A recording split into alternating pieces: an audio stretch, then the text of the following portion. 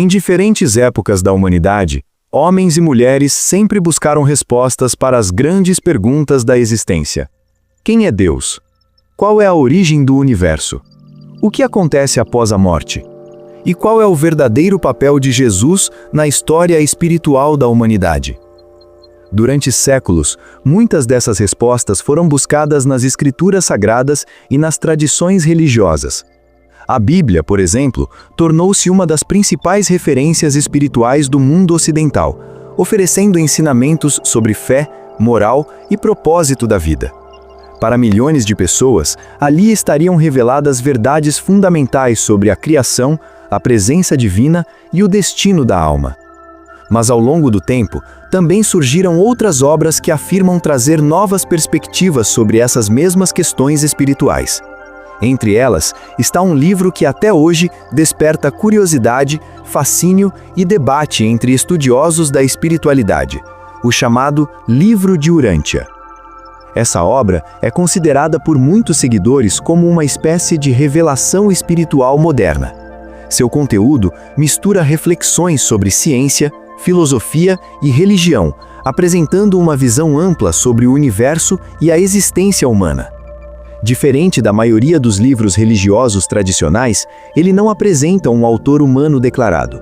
Segundo seus próprios defensores, os ensinamentos teriam sido transmitidos por inteligências espirituais elevadas, que teriam oferecido esse conhecimento à humanidade.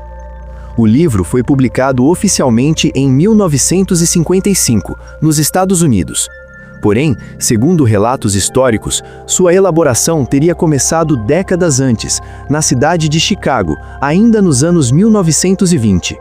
Durante esse período, um pequeno grupo de pessoas se reuniu para estudar e registrar os conteúdos que, segundo acreditavam, eram mensagens de origem espiritual. Curiosamente, o livro foi lançado ao público sem a assinatura de um autor específico.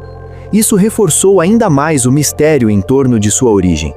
Os próprios envolvidos afirmavam que o conteúdo não era fruto da mente humana, mas sim de comunicações provenientes de seres espirituais avançados, que desejavam compartilhar ensinamentos sobre a natureza do universo e da vida. Entre as afirmações apresentadas no livro, algumas chamam bastante atenção. Uma delas diz que Urântia seria o verdadeiro nome do planeta Terra. Outra explicação presente na obra é a de que Jesus, conhecido no cristianismo como o Filho de Deus, teria uma identidade cósmica chamada Michael de Nebadon, sendo um dos muitos filhos espirituais responsáveis pela administração de diferentes regiões do universo. Mas como teria começado essa história tão incomum?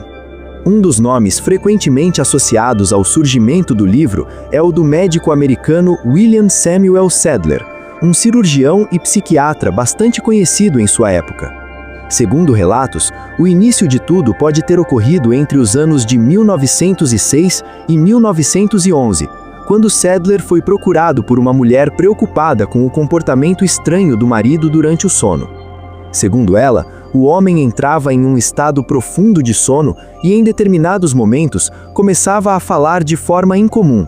As palavras pareciam surgir como se ele estivesse relatando ideias que não pareciam fazer parte de sua consciência normal. Intrigado com a situação, o médico decidiu observar o paciente mais de perto. Durante uma dessas observações, testemunhou algo que considerou bastante incomum. Enquanto dormia profundamente, o homem começou a falar de maneira diferente, utilizando uma entonação incomum e expressando ideias que pareciam não vir de sua própria experiência. Em determinado momento, a voz teria afirmado ser a manifestação de um visitante vindo de outro mundo. Com o passar do tempo, outras mensagens teriam surgido, afirmando que aquele indivíduo estaria servindo como intermediário para comunicações de diversas entidades espirituais. Naturalmente, o médico não aceitou essas explicações de imediato. Como profissional da área de saúde mental, sua primeira reação foi buscar possíveis explicações científicas. Ele examinou o paciente com cuidado, tentando identificar qualquer sinal de distúrbio psicológico ou condição neurológica que pudesse justificar aquele comportamento. Além disso, Sadler convidou outras pessoas para observar as ocorrências. Mesmo após diversas análises e conversas com o paciente, nenhum diagnóstico definitivo foi estabelecido. Aquela experiência continuava sendo um enigma. Anos mais tarde, já na década de 1920, o médico começou a reunir amigos, colegas e alguns ex-pacientes para encontros semanais de discussão espiritual e filosófica. Essas reuniões aconteciam aos domingos e tinham como objetivo refletir sobre temas relacionados à religião, à existência e à natureza do universo. Durante uma dessas reuniões, as histórias envolvendo o misterioso paciente voltaram a ser discutidas. A curiosidade do grupo aumentou e muitos passaram a demonstrar interesse em conhecer melhor as supostas mensagens recebidas durante aqueles estados de sono. Foi nesse contexto que surgiu uma ideia que mudaria completamente o rumo das reuniões. Segundo os relatos preservados pelos participantes, uma comunicação teria sugerido que os integrantes do grupo poderiam fazer perguntas. Essas perguntas seriam respondidas por meio de mensagens transmitidas através da mesma personalidade de contato que anteriormente havia manifestado aquelas experiências durante o sono. A proposta despertou grande interesse entre os presentes. Assim, começaram a surgir inúmeras perguntas sobre os mais variados temas: Deus, a origem do universo, a natureza da alma, o destino da humanidade e a vida espiritual após a morte. Com o tempo, essas perguntas e respostas começaram a ser registradas em forma de textos. O material acumulado passou a crescer rapidamente, formando uma série de documentos que mais tarde seriam organizados no que viria a ser chamado Livro de Urântia. Os membros do grupo ficaram profundamente impressionados com a complexidade e a profundidade das respostas apresentadas. Para eles, o conteúdo parecia ir além de simples reflexões humanas. Essa percepção fortaleceu a convicção de que estavam participando de algo extraordinário. Por causa da natureza incomum das experiências, o grupo decidiu manter certa discrição. Com o passar do tempo, o número de participantes foi limitado a cerca de 30 pessoas, e todos concordaram em não divulgar amplamente o conteúdo das discussões enquanto o material ainda estava sendo desenvolvido. Anos mais tarde, o próprio Sadler chegou a uma conclusão curiosa sobre o fenômeno que estava testemunhando. Em vez de considerar que o processo envolvia espíritos de pessoas desencarnadas, ele passou a acreditar que as comunicações poderiam vir de seres espirituais vivos e evoluídos, pertencentes a níveis mais elevados da criação. Essa interpretação diferenciava o fenômeno de práticas mediúnicas tradicionais, sugerindo que o contato poderia representar uma forma de comunicação entre diferentes níveis de inteligência no universo. Com o passar das décadas, o material continuou sendo organizado. Finalmente, em 1955, o livro foi publicado e disponibilizado ao público. A obra chegou com uma proposta ousada: oferecer uma visão ampliada da realidade espiritual e ajudar a humanidade a compreender melhor seu lugar dentro do grande universo. Mas o conteúdo do livro era muito mais do que muitos imaginavam. Para compreender melhor o que o livro de Urântia propõe, é importante observar como ele foi estruturado. A obra possui cerca de 2.000 páginas e é dividida em mais de 190 documentos. Esses textos são organizados em 4 grandes seções que procuram explicar diferentes aspectos da realidade espiritual, do universo e da jornada humana. Antes mesmo das sessões principais, existe um prefácio introdutório que apresenta alguns conceitos fundamentais sobre Deus, a criação e os diferentes níveis de existência. A partir daí, o livro começa a desenvolver sua visão sobre a organização do universo. A primeira seção aborda aquilo que é chamado de o universo dos universos. Nessa parte, são apresentadas descrições sobre a estrutura cósmica da criação. O texto fala sobre dimensões espirituais e materiais do universo, além de refletir sobre a natureza da realidade suprema e os níveis mais elevados da existência. Segundo essa perspectiva, o universo seria organizado de forma extremamente ampla e complexa, composto por diversas regiões interligadas. Cada uma dessas regiões teria funções específicas dentro de um grande plano de evolução espiritual. A segunda seção se concentra no chamado universo local, que seria a região cósmica onde o planeta Terra está localizado. Nesse contexto, o livro afirma que nosso universo local recebe o nome de Nebadon e faz parte de um grande conjunto conhecido como superuniverso.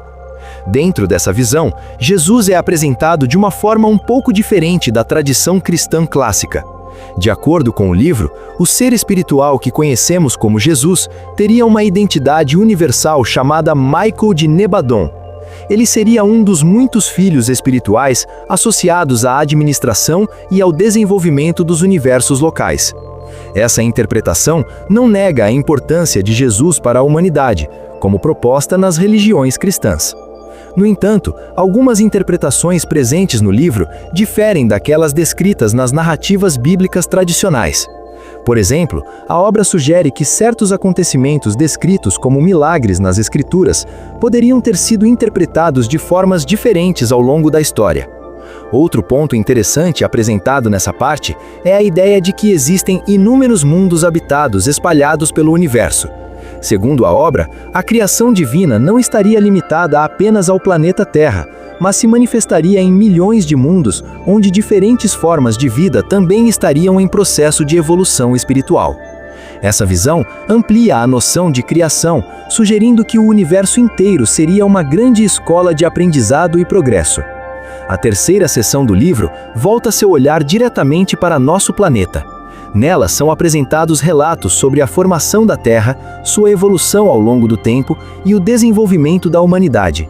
O texto também propõe reflexões sobre o propósito da vida humana e o destino espiritual das pessoas que habitam o planeta. Segundo essa perspectiva, a existência na Terra seria apenas uma etapa inicial de uma jornada muito maior. A vida física seria uma espécie de experiência temporária, um período de aprendizado e amadurecimento espiritual. Durante esse tempo, cada indivíduo teria a oportunidade de desenvolver valores como amor, responsabilidade moral e consciência espiritual. Essas escolhas, segundo o livro, contribuiriam para preparar o espírito humano para etapas futuras de crescimento além da vida material. A quarta e maior seção da obra é dedicada inteiramente à vida de Jesus. Com centenas de páginas, essa parte apresenta uma narrativa detalhada sobre sua infância, juventude, ensinamentos e missão espiritual na Terra.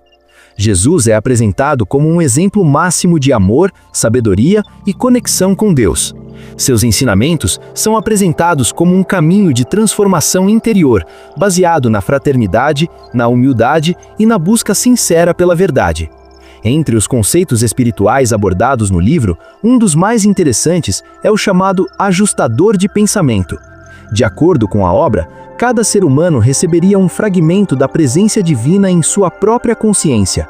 Esse fragmento espiritual seria uma espécie de orientação interior, uma influência silenciosa que inspira o ser humano a buscar o bem, a verdade e a evolução moral. Segundo essa visão, quando as pessoas procuram agir com amor, honestidade e compaixão, estariam se aproximando dessa presença divina que habita dentro de cada consciência.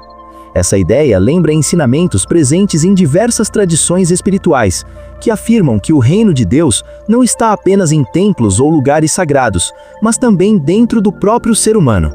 A obra também sugere que, ao longo da vida, cada pessoa é convidada a tomar decisões morais importantes. Essas escolhas ajudariam a moldar o crescimento espiritual do indivíduo. Ao desenvolver valores elevados e manter uma busca sincera pela verdade, o ser humano caminharia gradualmente em direção a uma maior união com o princípio divino. Segundo essa perspectiva, a morte física não representaria o fim da existência, mas apenas uma transição. A jornada espiritual continuaria em outras dimensões de aprendizado, onde o espírito teria novas oportunidades de evolução. Essa caminhada poderia envolver diferentes estágios de crescimento até que o espírito alcançasse níveis mais elevados de compreensão espiritual. Dentro da visão apresentada no livro, Deus é descrito como o Criador universal, uma inteligência infinita que sustenta toda a realidade. Ele seria ao mesmo tempo origem, presença e destino final de toda a criação.